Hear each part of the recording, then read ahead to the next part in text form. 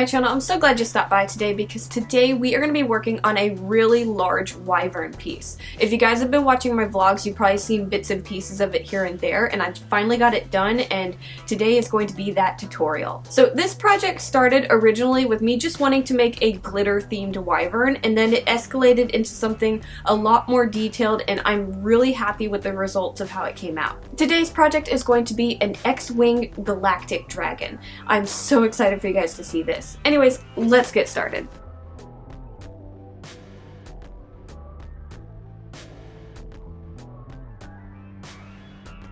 Okay guys, so like most of my projects, I'm going to start with the clay pieces and then we'll move on to the different parts of the wyvern.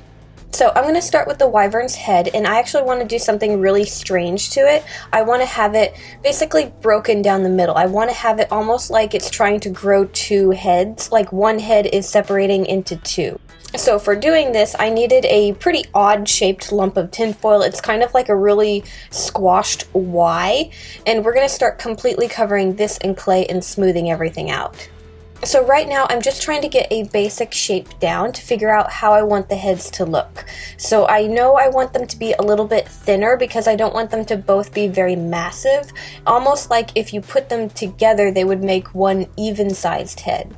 So for this wyvern I have some really cool resined horns that I made quite a while ago. I have a video where I made these along with another pair. I'll leave a link down below if you want to see how I made these resined horns. But basically what I'm going to be doing is I'm going to make a base for them to go into. So I'm going to take a lump of clay, I'm going to place it on the very top back portion of the head, I'm going to blend it in, and then I'm going to push in my horns and get those positioned. Now I'm going to be doing all the sculpting, or at least all of the sculpting, with the horns in place, but I'm going to be popping them off and cleaning up the edges before we bake the head. That way these don't have to go through the oven. I found that some glitter tends to kind of melt a little bit when I have it in resin pieces, and I want the shimmer of the horns to stay, so I just want to be careful and not mess up the horns, so I'm just removing them ahead of time. But for now they're going to stay on the wyvern's head. Once I have the edges cleaned up and I like how these are laid out, I'm going to start adding more decorative pieces to it. So I have a really cool little gem that I want to use, and then I also have a bunch of little amethyst kind of spiky pieces. And I figured these would look really cool going in between the two sections of the heads. After that, I'm going to add the eyes. Now for this piece, if you want, you could do 3. You could put one right in the middle, but I decided to just go with 2. So for this I have some glass eyes, and I'm going to place them on the sides of each head. So on the outer sides of each head we're going to place an eye, and we're going to do our best to make them as even as possible with the other head. So I'm going to get the eyes in position where I want them, and then I'm going to take some strips of clay and lay out the bottom eyelid and the upper eyelid. Once I have those laid out, I can blend them into the rest of the face and use my tools to refine the shape of the eyes.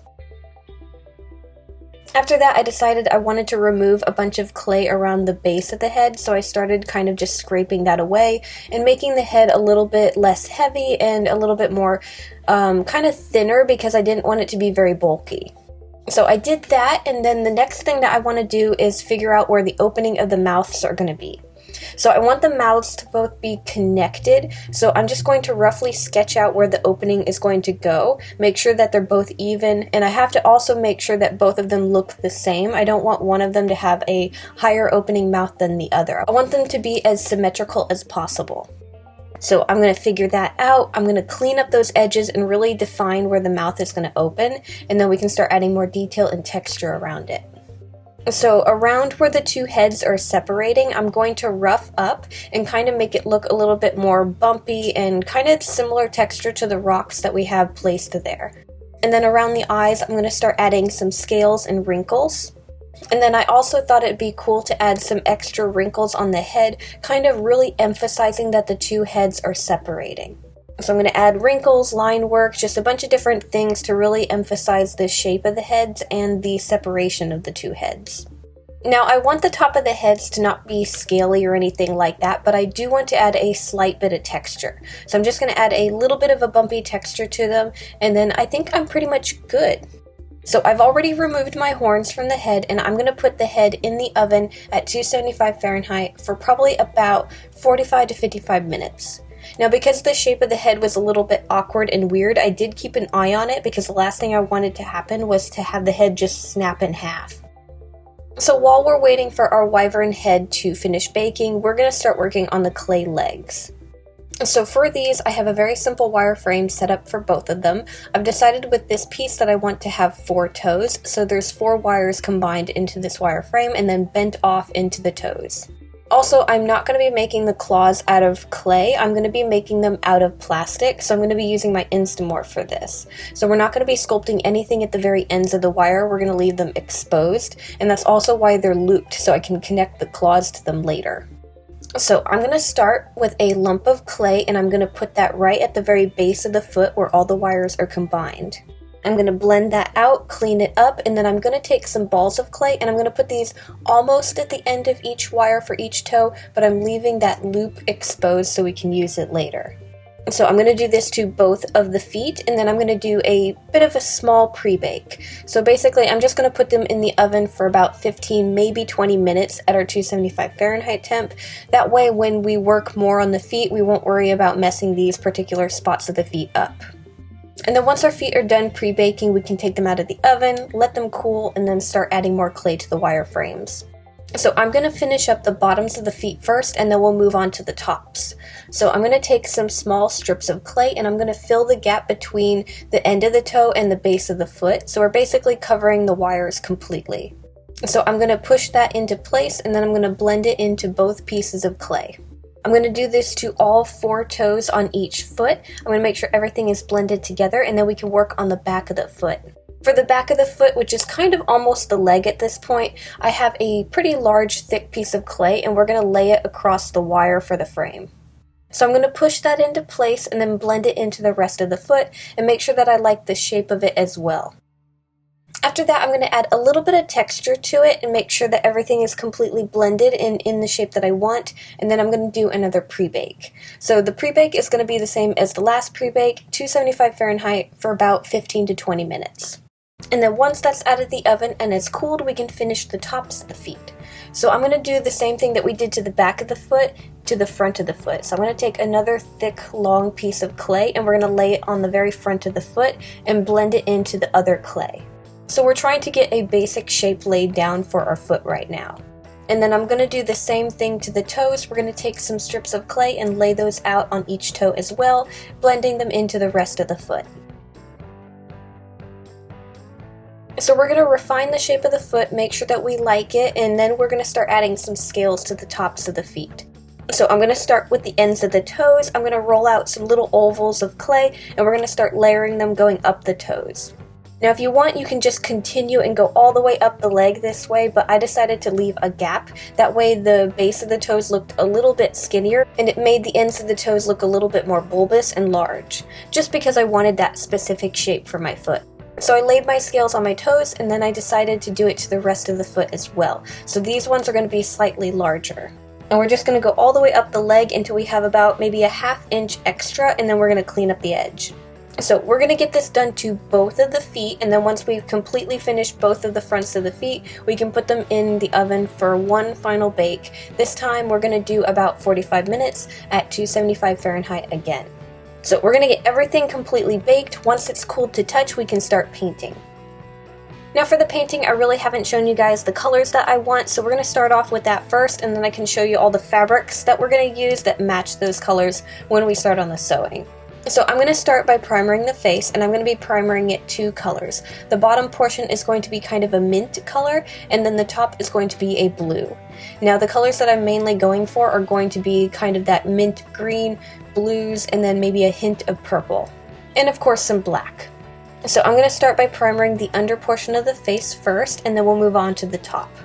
With these colors, you might have to do a few coats before you have everything completely covered. Once our primer is done, we can start adding some details to it. So I'm going to start with shadows, and I'm going to start right between the 2 portions of the head, and I'm going to really darken it up, kind of creating a little bit of a void. So I'm going to darken that up and I'm going to blend it into the face, trying to not get too much onto the sides of the face because I don't want them completely black, but I do want it to be blended in. I'm also going to darken a little bit of the middle of the head, kind of the forehead region and between the horns. Now I did go over and muddy up the sides of the face just to see if it would look a little bit better being darker. I kind of liked it, but I also wanted to go over and add a highlight on top of it. So after messing around with the highlights and shadows of the face, I moved on to adding some more detailed portions. So some line works and different things like that, trying to emphasize the more detail on the top of the head and sides of the face. So around where there's wrinkles and different sculpted lines, I'm going to start adding some extra highlights to those portions, that way they show up a bit more. On the sides of the face, I tried to blend in the mint and blue just a little bit so I didn't have such a drastic change from one color to the other. Also, since I'm just doing absolutely everything with this dragon, I'm also going to be using some metallic paints as well. So the very ends of the snouts, I'm going to kind of highlight with a metallic blue and blend that into the rest of the blue. And then I'm also going to get some metallic gold colors, and I'm going to start adding some decorations around the face as well. And we're also going to add some markings. So around the edges of the snout on the sides, I'm going to make some line works and different patterns and things. Once we figure out where we want all of our details and highlights and different things like that, we're going to let the face dry a little bit, and then we're going to take a tool and scratch off any paint that got on the glass eyes. Be careful not to scratch the glass when you're doing this, you just want to scrape away the paint.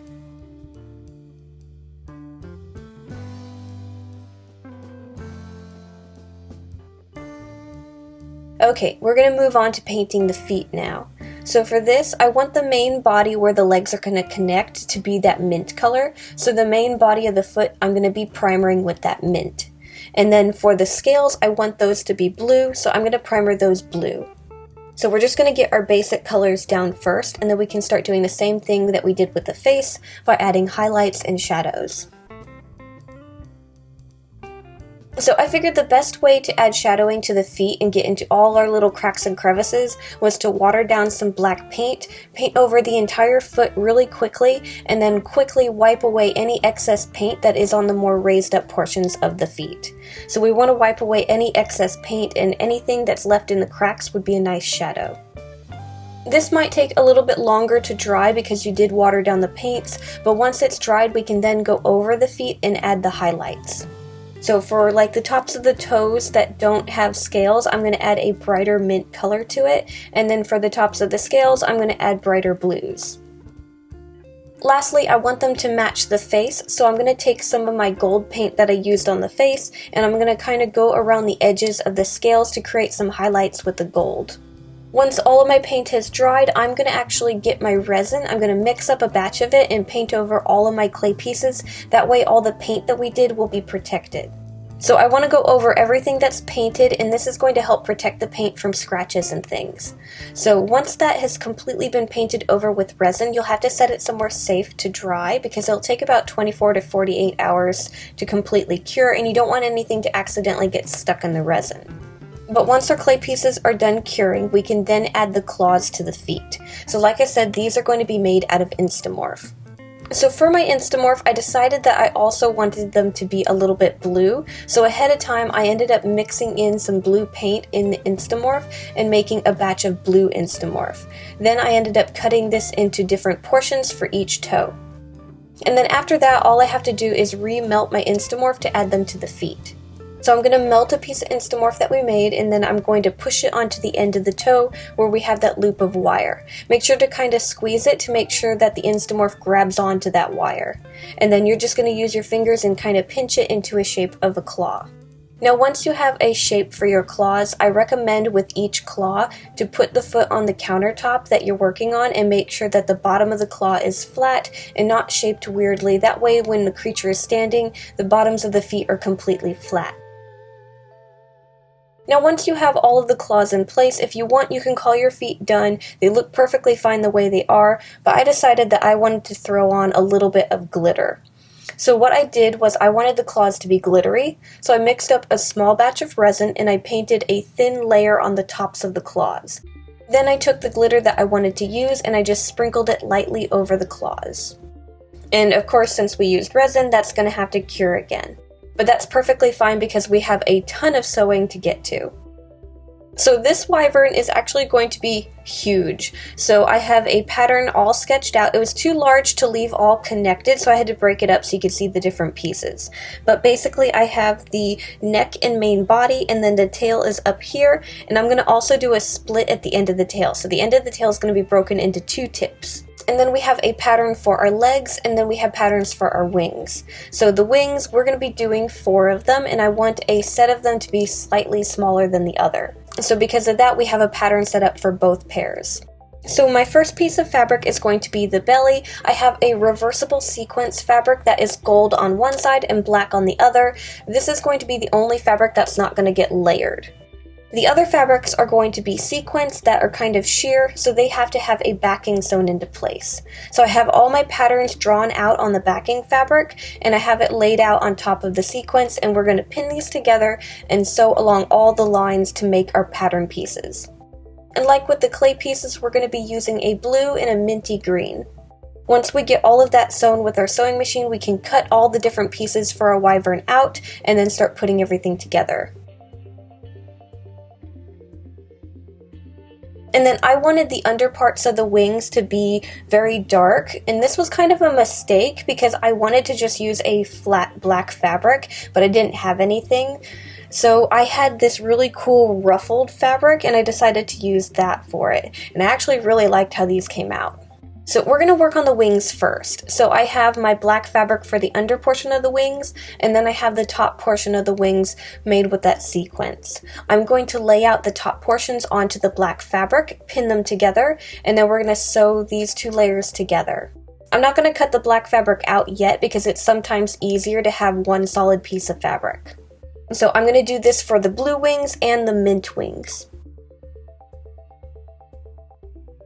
And then each pair of wings has a wire frame for them. Now this wire frame looks a little complicated, but it's really simple. It's just one really long piece of wire shaped into the shape of the wing, and then I have a lump of Instamorph connecting a few extra pieces of wire for the fingers of the wings. So what we need to do is we need to take the fabric for the wings and slide it over our wire frame, and then we're going to take our needle and thread and sew all those finger pieces into place on the fabric of the wings. That way they're not loose inside of the wings, they're actually connected in place. Now I really love making wings this way, but they're very time consuming, but again, really worth it because they come out really nice. After that, we can start working on putting our body pieces together. So the main body, the neck, is going to be kind of a lavender fur fabric because I wanted to add just a little bit of fluffiness to the dragon. And then the front portion of the dragon's body is going to be that dark blue, and then the rest of it is going to be the mint. So basically this is the top portion of the dragon, and I need to sew all of these together. And then the under portion of our wyvern is going to be that lavender for the neck, the reversible sequence for the entire body other than the tail, and then the tail is going to be that mint fabric. So just like the top, we're connecting all 3 of these pieces together. Once you're done, you'll have a top piece of fabric for our wyvern and a bottom piece. So what I'm going to do now is I'm going to take our pieces for the body, and I'm going to be just sewing the tail. So I'm going to pin these 2 pieces together for the tail, and I'm going to sew all the way around each end of the tail as well. So we're going to go kind of up, down, and then we're going to flip this right side out. Now I actually had quite a bit of difficulty doing this because of how thin the ends of the tails were, but eventually I did get them reversed, and then I ended up stuffing them. So if you were to do this, I recommend making your fabric just a little bit wider just to make sure you can flip it right side out. Also, the split end of the tail is not stuffed. It was too thin and I didn't want to worry about it. I only stuffed the main body of the tail. Once you're done putting the tail together, we then need to take our fabric for our body and put it onto a wire frame. Now this piece is very large, and it's just going to be easier to actually assemble the wire frame while we're assembling the wyvern. So I'm going to start with the spine of the wyvern. And then I'm just going to take the ends and I'm going to push it into the body of the tail until we get all the way to the very end. When you get to the end where the tail breaks off, just be very careful to make sure the wires go into their each individual portions. Once the tail is on the wire frame, we're then going to start sewing the body. So basically we need to figure out where the last wing is going to be, the further back portion of it, and we're going to sew the body until we get to that point. So we're going to sew down both sides of the body, and then once we get to that point, we need to add our wings to the wire frame. So with the wings, what I did to make it a little bit easier so we didn't have to do one at a time, I actually took the wings, I laid them out where I want them to be positioned on the body, and I sewed them together so they'd hold their shape. So now we have the wings connected, and we're going to take our wings, we're going to lay them down, we're going to take the wire for the body, we're going to line that up, and we're going to start wrapping everything together with a thinner gauge wire. You want to do this nice and tight to make sure that your wings are nice and secure on the body. Once all 4 of the wings are on the wireframe, we're then going to start closing up the rest of the body. So I'm going to take the fabric for the back of the wyvern and I'm going to start sewing it into place on the wings. And then I'm going to do the same thing to the underside of the wyvern. Now while you're sewing the body up, make sure you take breaks in between sewing and get that body stuffed. So you want to make sure that you kind of stuff it periodically, that way you don't have to do it all at once, and it's just going to be easier to avoid lumps in the body if you do it here and there instead of all at once. Okay, so we have the wings in place, now we need to add the head to the wireframe. Now because the head was kind of awkwardly shaped, I wanted to reinforce the connection to the wireframe, so I added kind of a Y-shaped wire to the backing of the head, and I made a hole in the backing of the head for the rest of the wire to go through. So I connected some extra wires to the back of the head, and then I took the wire for the neck, and I inserted it into the back of the head and glued it into place. Then with those extra wires that we have sticking out, I'm just going to take a thinner gauge wire and wrap those onto the wire for the neck. We're going to let that dry a little bit, and then we can take the fabric for the neck and start gluing it around the base of the head. I'm going to start with the top of the head, and then I'm going to do the under portion.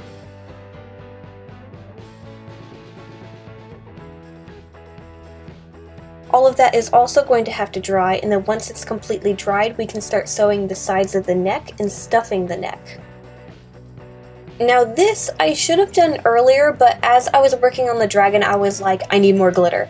So basically the ends of the snouts I decided I wanted to have glitter, and then I also wanted to kind of go up the sides of the face or the top of the face. So I'm pretty much doing the same thing that I did with the claws. I'm mixing up a small batch of resin, making a very thin layer on the face where I want the glitter to be, and then I'm taking my glitter and I'm sprinkling it over the face. Now because I decided to make this decision, I'm going to have to wait until this is cured before we can add the legs to the body, but that's okay. Moving along to adding the legs. For the legs, the fabric for them, we have an inside portion and an outside portion. So we're going to take these 2 pieces, we're going to sandwich them together, and we're going to sew down the fronts of them with our sewing machine. We're going to do this with the fabric for both legs, and then we can start sewing them in place on the body. Now I think I may have forgotten to mention that we added wires to the wireframe for the legs, but there are wires for the legs.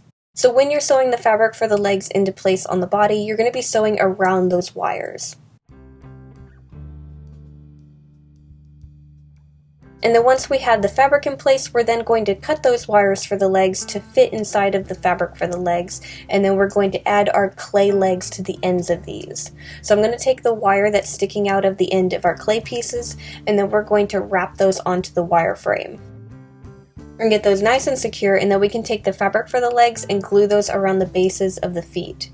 This will of course need time to dry, and then we can stuff and close up our legs.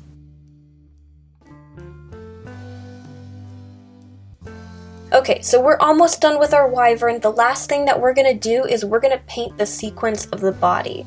So instead of leaving the sequence just a flat, plain color, we're going to add some highlights and some shadows. Now with this, I'm just going to have fun with it. I really don't have much of a plan, other than I know where the more raised up portion of the body is, so I know where I want to add the highlights. Other than that, all the markings, I just kind of went with it and messed around with the colors. Like originally, the blue was going to have a blue highlight, and then the mint was going to have a lighter mint highlight for that, but I realized that the blue looks really cool on the mint, so I used the highlights for that on the mint.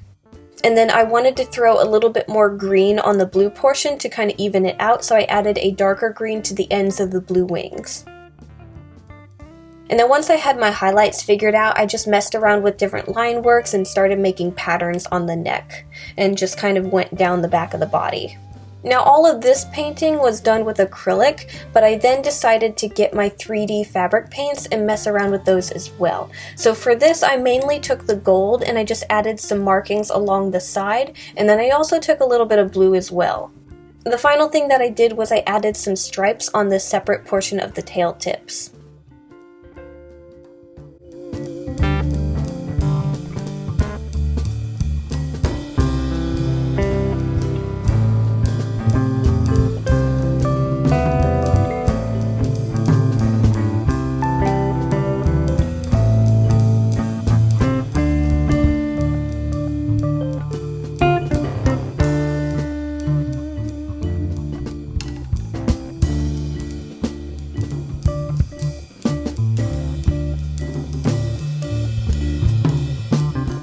Okay guys, and that's how I made an X-Wing Galactic Wyvern. I had so much fun with this project, and I'm really happy that my original idea of a glitter wyvern evolved into this project because it's so much better than what I originally wanted to do. Anyways, I'm going to have him along with a bunch of other creatures in my Etsy shop, so if you guys want to buy him or anything else, check the links down below and see what I got. I also have links down below to all the supplies that I used to make him, along with most of my art dolls. So if you guys want to make an art doll and try this out for yourself, I've got all my favorite supplies down there for you to check out. Anyways, thank you guys so much for watching. Make sure to like, subscribe, do all that fun stuff, and I'll see you guys next time. Bye!